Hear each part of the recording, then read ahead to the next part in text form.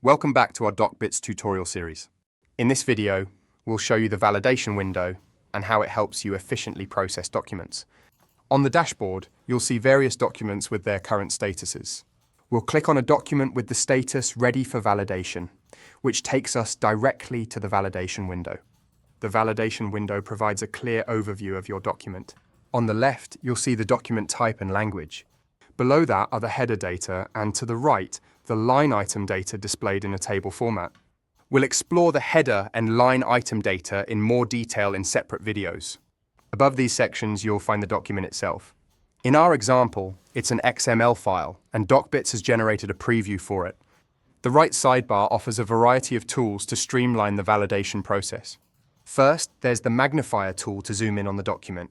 Below that is the dual monitor mode, followed by a tool for keyboard shortcuts to enable more efficient work.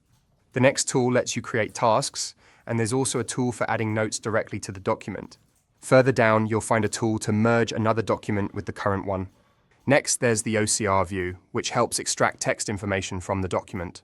You can also create a ticket directly from the validation window.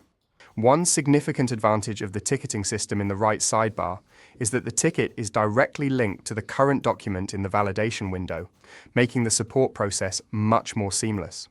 In comparison, the support button on the left sidebar is not tied to a specific document. Additionally, the sidebar allows you to view the document's log files. At the bottom of the sidebar under the three-dot menu, you'll find additional variable options that depend on the document type. For example, you can jump directly into the document flow or the layout of the XML preview. Below the tools, there's also the option to activate the page view. This feature is particularly useful for multi-page documents, as it provides an overview of the entire document. This was an overview of the validation window in DocBits. Stay tuned for more videos where we'll dive deeper into the functionalities of the header and line item data. Thank you for watching.